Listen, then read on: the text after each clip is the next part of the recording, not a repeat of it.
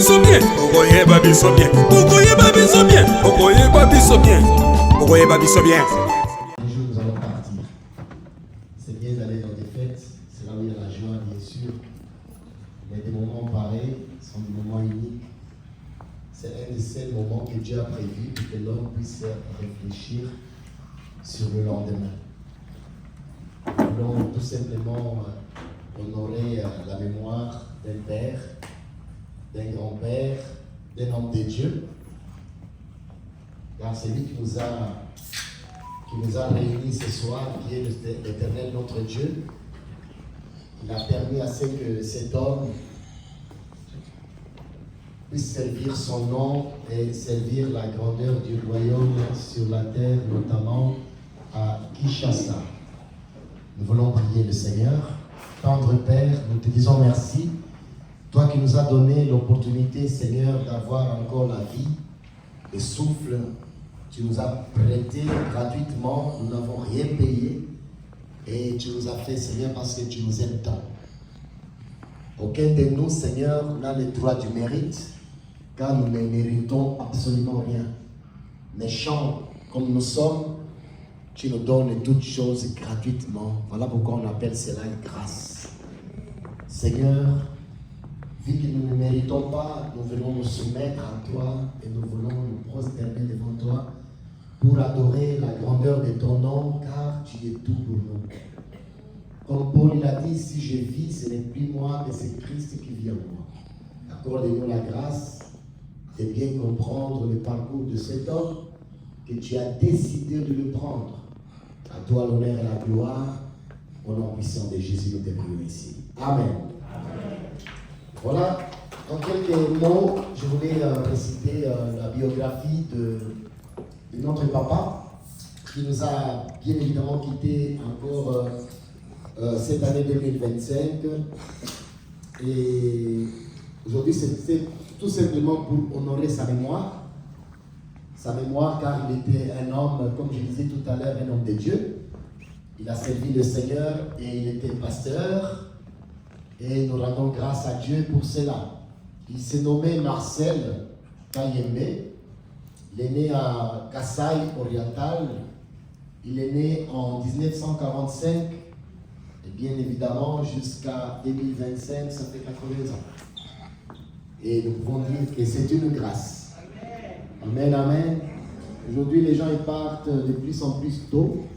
Et malheureusement, la nouvelle génération, à cause du péché et de toute la contamination qu'il y a, la pollution de ce monde, nous n'allons pas trop loin.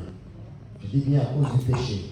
Tout en sachant que l'homme vivait 600 ans. Quand vous commencez à lire la Bible, vous voyez 800 ans, 900 ans. Vous dites, mais comment un homme si vieux, qu'est-ce qu'il faisait avec cet âge? Mais la Bible nous dit qu'à cause du péché, Dieu a commencé à diminuer l'âge de mort. Donc nous nous rendons compte directement que si les hommes meurent de plus en plus tôt, c'est parce qu'il y a trop de péché, trop de saleté dans ce monde. Et ça provoque la colère de Dieu. Mais Dieu a fait grâce à Papa Marcel, Pasteur Marcel, de vivre 80 ans. Et il était marié à Maman Elisabeth. Watini,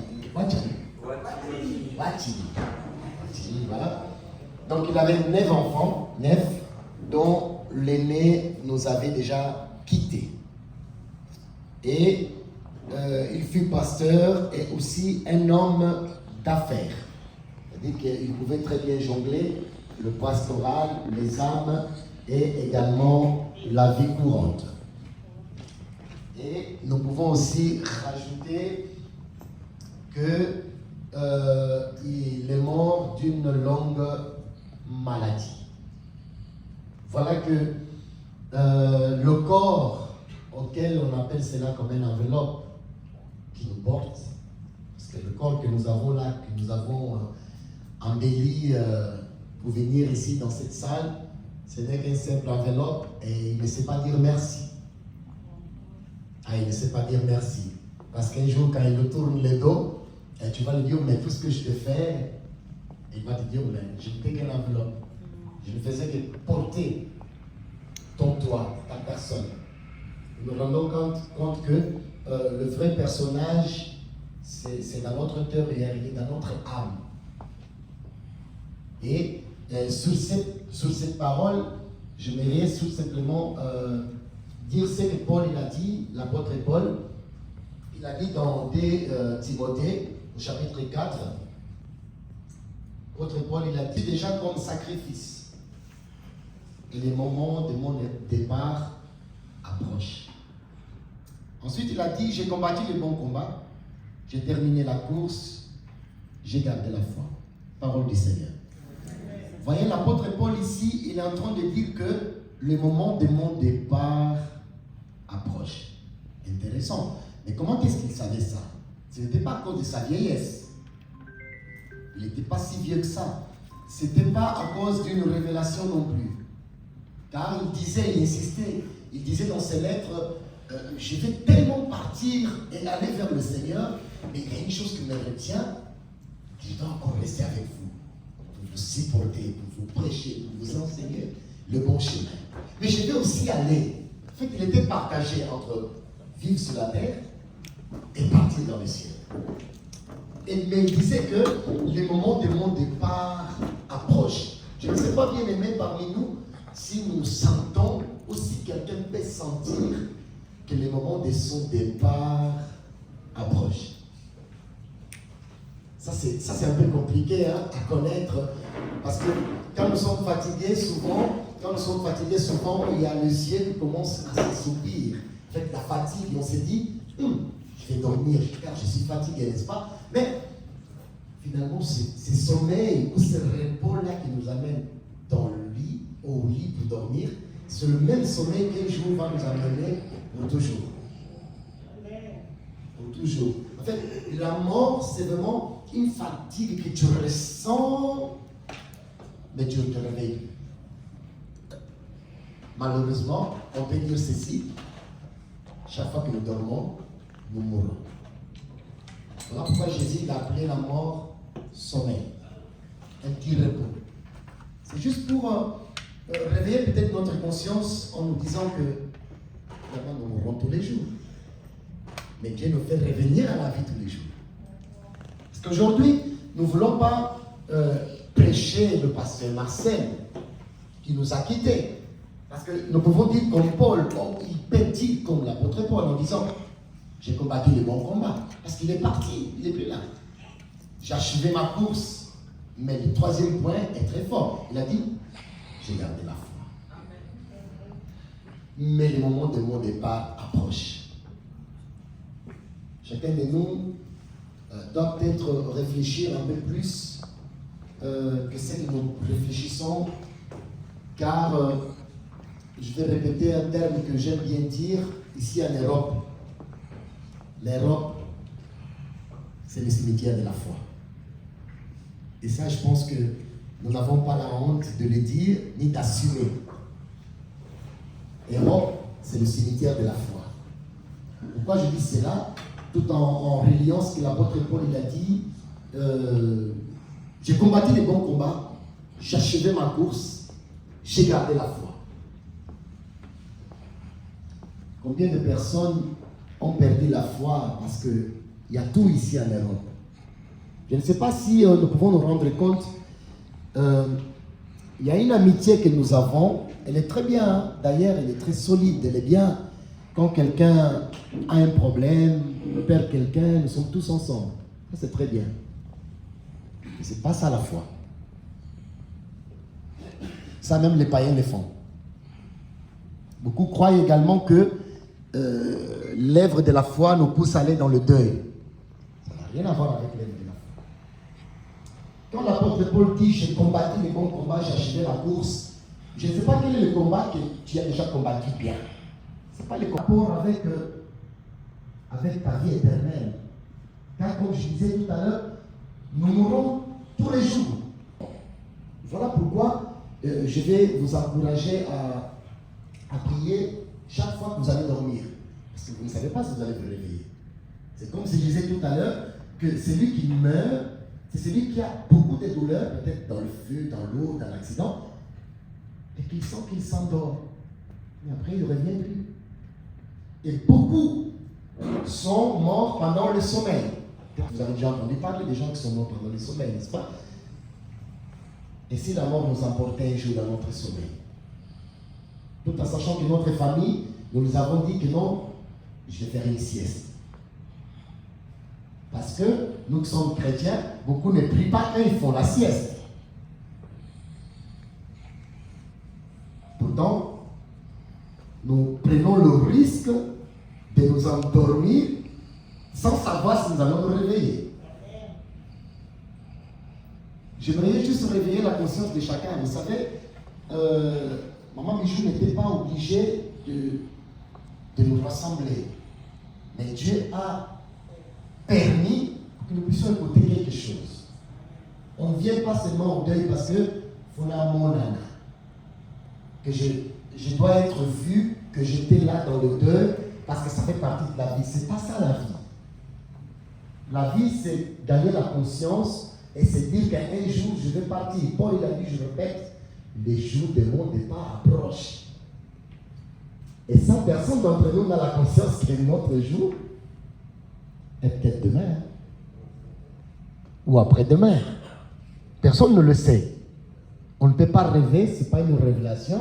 Même si tu pries, Dieu ne te révélera pas. Mais une chose est sûre, la mort, nous l'avons chaque jour avec nous. Ça, c'est d'abord combattre les bons combats. Après, il a dit, j'achevais ma course. Je ne sais pas quelle course. Ce n'est pas le marathon avec quelqu'un. Souvent, et je parle surtout ici en Europe, alors, je parle de notre ville, allez, il y a ceux qui sont venus de Lyon et de la Suisse, mais peut-être c'est le même cas. C'est comme si nous faisions la course avec quelqu'un d'autre. Lui, il a réussi, moi aussi. Lui s'est marié, moi aussi, je trouve que... C'est comme si tu faisais la course avec quelqu'un. Or, tu dois faire la course pour sauver ton âme. Et la vie, c'est une course. La vie, c'est une course. Chaque jour que tu te réveilles, tu fais une course. Peut-être, tu n'es pas obligé de courir, mais va au pas que Dieu te donne. Mais tout en sachant que c'est un combat. On ne se soucie plus de notre salut. On ne se soucie plus de notre âme. On est content de vivre en Europe, comme quelqu'un m'a dit. Europe, c'est le paradis. Ah bon? C'est le cimetière de la foi. Les gens, ils n'ont plus de foi ici en Europe. Et ça m'étonne des gens qui viennent avec le feu d'Afrique. Ici, le feu est mort. Mais où est-ce que nous allons? On n'a pas le souci de sauver notre âme. Pour nous, c'est aller au travail, c'est tuer le corps. Les gens, ils sont même fatigués d'aller à l'église. Mais 24 heures sur 24, tu peux aller travailler. Et le pain que tu gagnes, ou l'argent que tu gagnes, tu vas encore le donner aux impôts. Et après, tu les apportes dans des rouges dans ton compte. Découvert. Découvert à volonté. Et après, on te découvre toi-même. En fait, les blancs, ils nous découvrent parce que nous sommes toujours en découvert. Ils savent que nous ne sommes pas capables. Pourquoi? Parce que la foi que nous avions, on l'a perdu. Notre focus, c'est le royaume des cieux. Vous savez, Jésus, quand il est venu sur la terre, il est venu apporter le royaume de Dieu sur la terre. Au lieu que nous vivons dans le royaume, ce n'était pas parce qu'ils allaient à l'église. Ce n'était pas parce qu'ils ont été baptisés. C'était parce que les gens, ils ont remarqué que leur vie était égale à la vie du Christ. À la vie de Jésus. Mais nous, on est chrétiens aujourd'hui, et on fait tout et n'importe quoi, mais on dit on est chrétien. Quel chrétien? Le christianisme, ce n'est pas une religion bien aimée dans le Seigneur. Le christianisme, ce n'est pas une religion. Le christianisme, c'est un mode de vie. Religion, ce sont des hommes qui se sont mis d'accord avec des règles à respecter. Or, le royaume de Dieu n'est pas une règle. C'est un mode de vie. Tu le vis parce qu'on l'a accepté.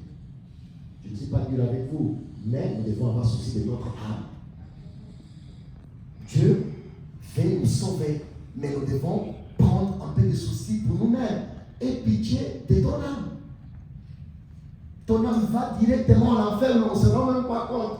Le moment de mon départ approche, a dit l'apôtre Paul. Et je vais parler pour finir sur l'amitié. Vous savez, l'amitié que nous avons, je disais tout à l'heure qu'elle est très bien, mais il y a une amitié qui est l'amitié de Christ. Cet ami-là, même quand nous mourrons, quand nous allons un jour être enterrés, cet ami-là, il nous accompagne toujours. Même dans les séjours de mort. Voilà pourquoi, bien aimé, tu peux avoir des amis, et des très bons amis. Mais l'ami parfait et fidèle s'appelle Jésus. Et cette amitié de Christ, il veut être ton ami intime. Un ami qui ne trahit jamais. Combien de fois, combien de personnes plutôt ont perdu des très bons amis parce qu'un jour ton ami t'a trahi et tu te dis, mais non, tous sauf lui. Parce que le vrai ami, c'est comme un frère. Même dans le moment de la douleur, Proverbe 17, 17, il n'abandonne jamais son ami parce qu'il est un frère. Sois l'ami du Christ et invite Christ à être ton ami. Aie le souci de ton âme. Aujourd'hui, papa, il nous a quittés et nous trouvons l'opportunité de cet homme de Dieu qui a consacré bien évidemment sa vie pour Christ et pour le salut des âmes. Et ce soir, à sa mémoire, nous sommes encore rassemblés dans ce lieu à cause de lui. Ça veut dire que son œuvre continue toujours. J'ai gardé la foi.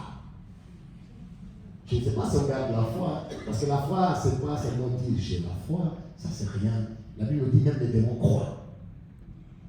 Même les démons, ils ont la foi. La foi, c'est une conviction. Même le plus grand pécheur, il croit que si je saute, je vais mourir. Mais nous, les enfants de Dieu, notre foi, c'est seulement une foi vague. Je crois en Dieu, mais tu ne fais rien pour Dieu. Tu ne sers pas, tu ne pries pas comme avant.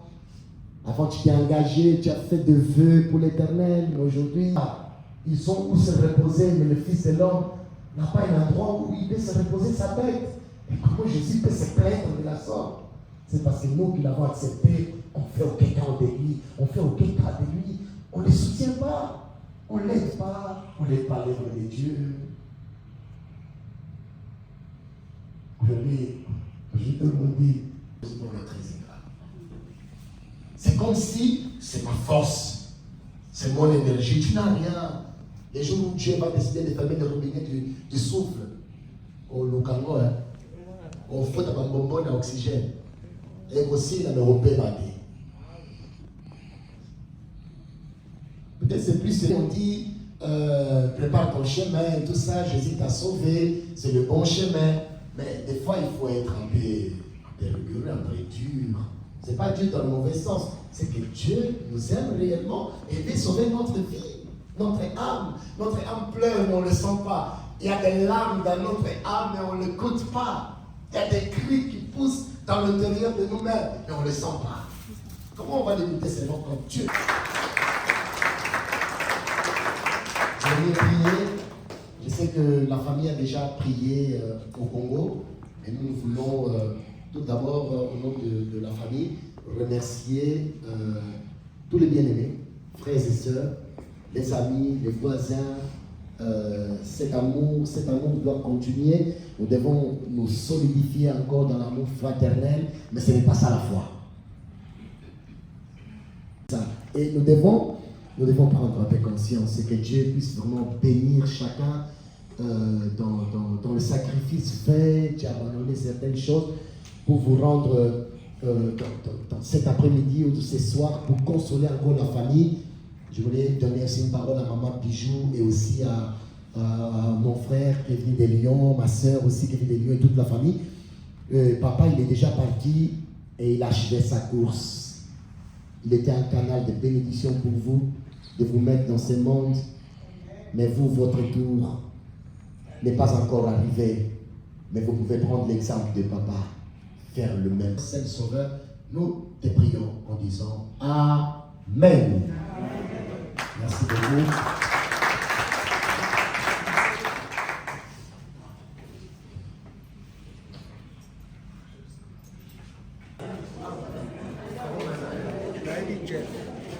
Jeff.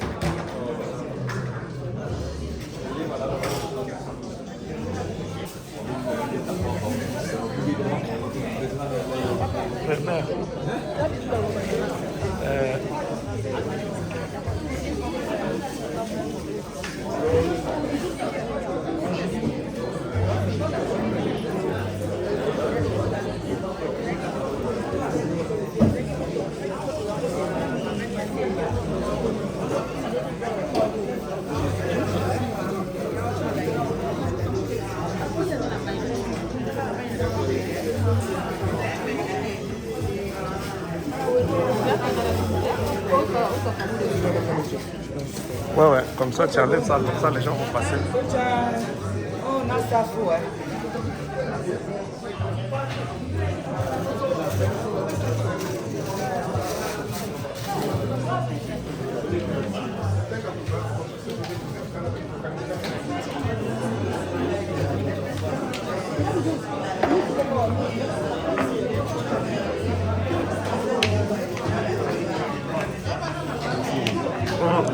Yaona tena hata napona batu baolekao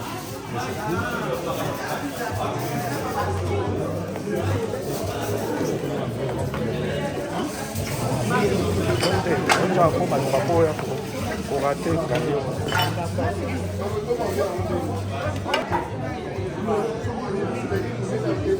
Mudogo alomoni kapo kali na pesa juana.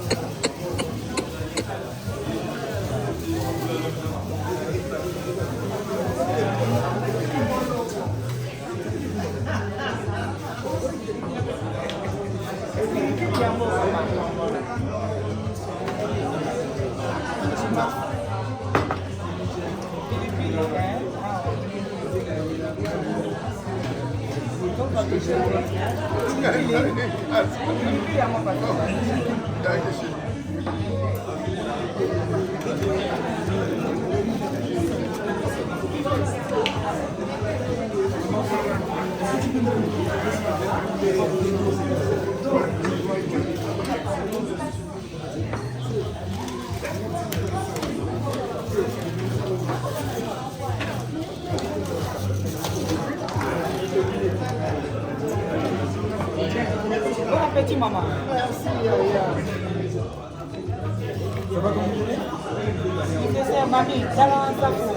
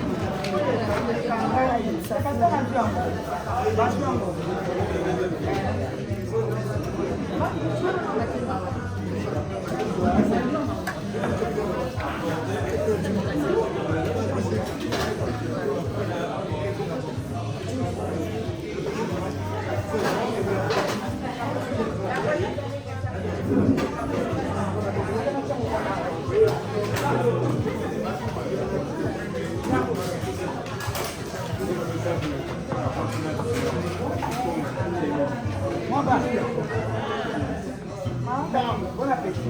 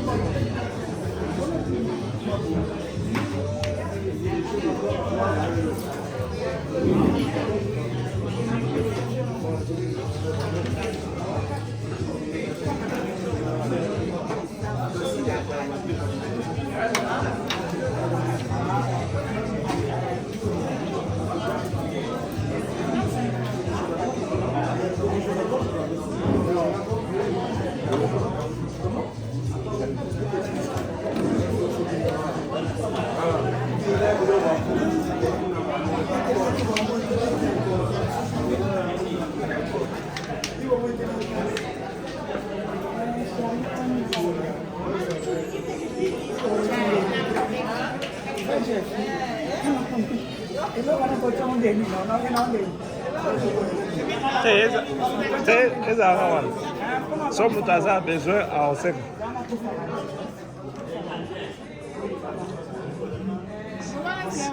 so moto aza besoin aosenga ezalaka awa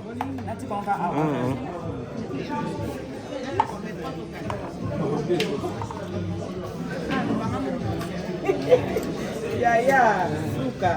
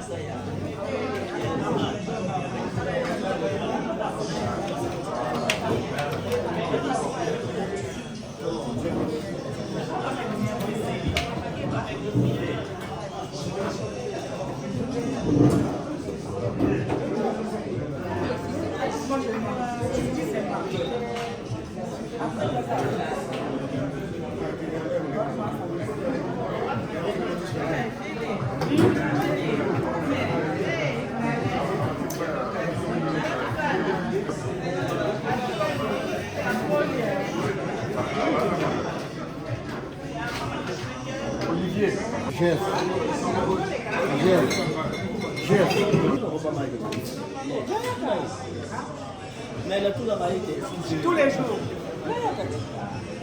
Tout a gagné. Même tout. Si on va, tout le monde.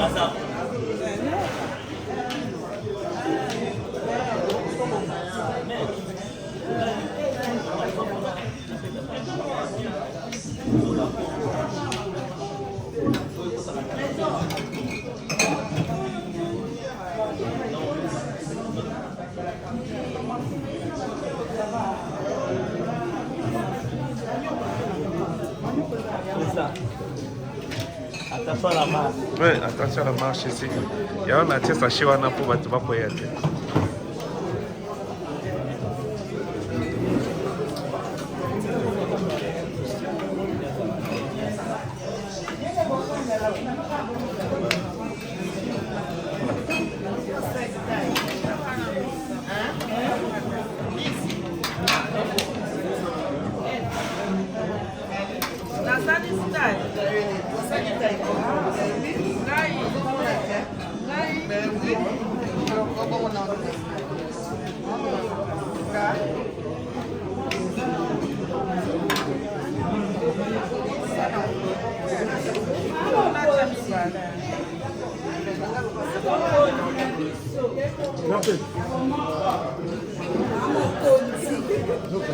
Avec papa me compte. C'est toi la peau qui prend la main.